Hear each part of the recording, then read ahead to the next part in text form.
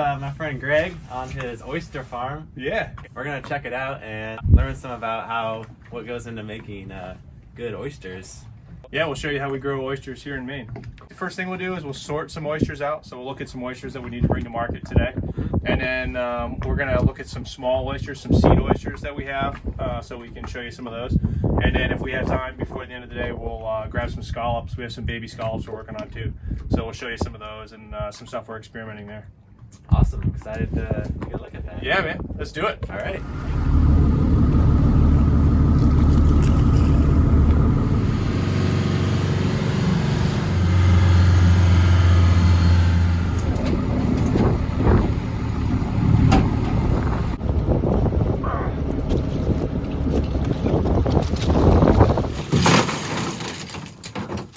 All right, so these are 3-year-old oysters, farmed here on the coast of Maine, and you can see like that one's just, I mean, that's as perfect as they get right here. This is right out of the water, so before this oyster gets sold to a consumer or a restaurant, it's going to be washed, tumbled, and then sorted and bagged so it's ready to go. But you can see how much cool stuff how much structure we're adding to the ecosystem. There's all kinds of shrimp that grow on the oysters and live on these things, and you know, it adds to the environment, you know. Very cool. I mean, those are beauties. What's in here? More oysters? Yeah, these are all market oysters ready to go. Oh. Are they still growing in here? Or are they just like storing them here? They do grow, but the big thing is to get them separated. So that we have them a stock of oysters that have been cleaned and tumbled, ready to go. And is this as big as they'll get, or can they get bigger if you waited longer? They'll totally get bigger, but the market really wants an oyster that's about that big. Oh, okay. And so you go a lot bigger. How much bigger can they get? They'll get as big as Wow. a dinner plate.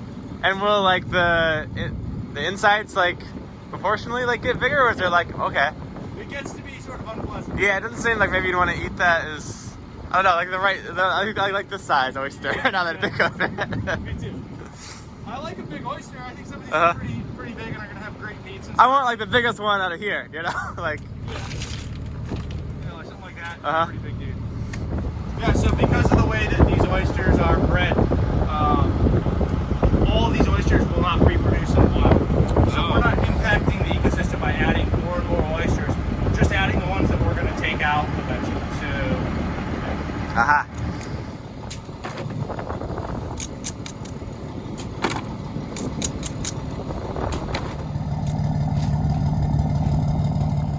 So this is kind of what we're going for with oysters. About a 3-inch oyster by a 2-inch oyster. We want a really deep cup like you see here. So the deeper the cup, the more meat, the more oyster is inside the shell for the given shell size. So it'll give you a lot better product, better mouthfeel, and then in the end just something that's better to eat. And what do you do to encourage that shape? Yeah, so you tumble the oysters, and we keep them on the surface because in this piece of water we get pretty good wave action. So just the natural wave action on the surface of the water. Where do the baby oysters come from that you get? Yeah, so we buy baby, or what we call seed oysters, from hatcheries here in Maine. Are there different like types of oysters from that you can start out with? So they're all the same species.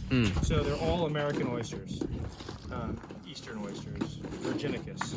But there's different genetic strains, okay? So just like different plants, different breeds of cows, there's different strains of oysters that have different characteristics. So we talked about some of the oysters that don't reproduce in the wild, and we grow those kinds. But there's also disease-resistant oysters. There are oysters that have different shell characteristics that are optimized for growing in northern climates, and then other ones that are more specifically for like the Mid-Atlantic and the Gulf Coast. So you can get pretty crazy on all the different genetics. But all we try to do is we have one line of genetics that we really like to work with here on this farm, and then we try to mix it up and add some other stuff in here and there just to get some diversity on the farm. Make sure we're not just dealing with one kind of animal. If we ever have disease, it could wipe out all the animals. So if we have some genetic diversity, we can have hopefully a better shot when there's disease come through. This has been in here for a year, and it shouldn't look. Yeah, like this is stuff that just didn't go like planned. So we have some oysters that are still alive and are growing, but they don't even look that good. And then you can see the babies. This is the size that we bought these oysters bought them at. that were about that size right there. And most of those small shells are not alive anymore. So this is sort of a sad basket. It's a lot of trial and error. Oh yeah, yeah, big time. Because for us, every piece of water is different. So every oyster farmer has to figure out the piece of water that they're going to farm at, how it works with the environment, how the oysters interact with the environment, how the gear that you put out interacts with the environment. And so it really is, every different site has been different. And so how long have you been doing this, and how long was it until you were able to sell an oyster? Yeah, this is year 5 that we've been farming here, and we had oyster sales at the end of the 2nd year, but very small numbers. And then 3rd, 4th, and 5th year we've been selling oysters right along. I've broken off like almost. I'm about to try my first Little Buster Farm oyster. I'm really excited about this. That is a good oyster.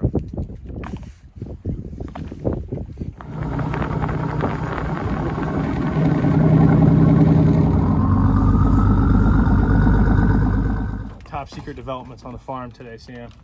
We're going to convert this shrimp trap over and try to grow a few scallops in it. See if we can't grow some sea scallops out to full size in a shrimp trap.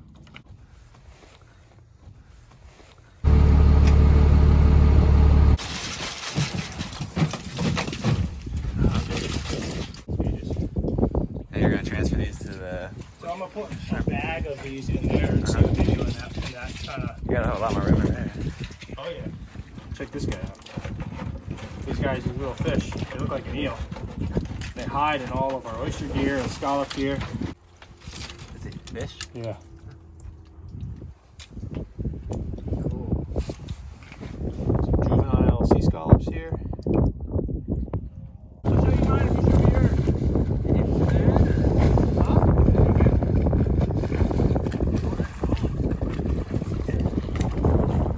Okay, so we were talking about genetics and how there's genetics that influence the oysters and how they grow, and also the way that they're grown. So there's 2 farms, Wet Smacks and Little Busters. We're right next to each other. We have the exact same genetics, and these are the 2 different oysters. And so it might not look like much to a layperson, but Willie and I can look at these oysters and tell immediately that we have 2 different products here. And so it's pretty cool to be able to have that much influence on your final product just from care, you know, just from the way you take care of them and how you house them, etc. Could you tell the difference in a blind taste test? I don't know. I don't know. Hard to know. You want to do it? Should try it. Mine are bigger, so that's going to be a giveaway. Oh, it's so good. Part of it is just pausing last winter.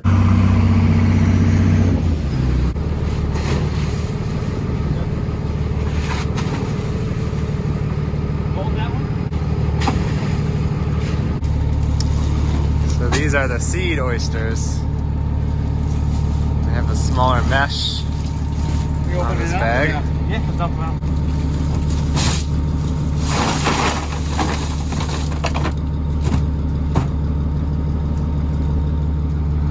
How many times does an oyster get like taken up and touched like before it's... Depends on the farm. Yeah. As few times as possible. I mean, the trouble is... Seems like quite a few times even. Yeah, so we started out farming, and you know, you're really into the craft of it and taking care of the oyster and creating something that looks like year 1, you know, kind of an ideal product is something that looks like that. And so if they grow too fast, they get brittle shells. And if they grow too slow, that's not good because it takes longer to get them to market. So this is kind of an ideal oyster right here. Nice cup already, good shell growth, not too fast, so we're not going to run into real brittle shells with these. Yeah, they look great. But we've heard of farms that you touch them, you know, like 4 or 5 times, and the entire time you have an oyster on the farm. And from a labor perspective, that's a trap. Yeah. Right? So we spent a lot of time dealing with these oysters. And if I could year one have every single oyster look just like that, I would do a lot of things, a lot of terrible things to get an oyster to look like that. Yeah. It's a good colored shell. This is your best yet, you think? As far as first year seed, Yeah. this is a really good year for seed.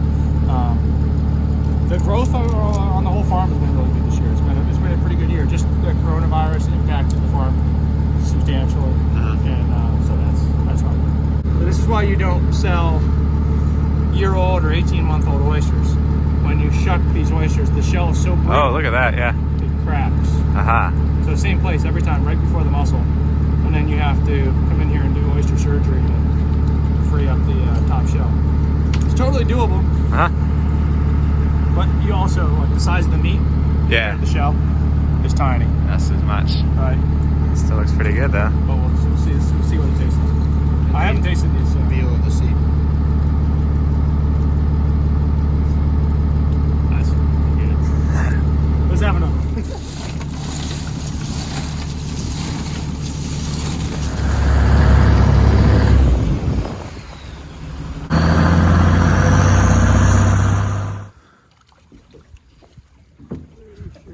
Got a little Tupperware thing here. Do you have a bag for him, or Put them in some of the It's all these are Sam Home specials. Oh yeah.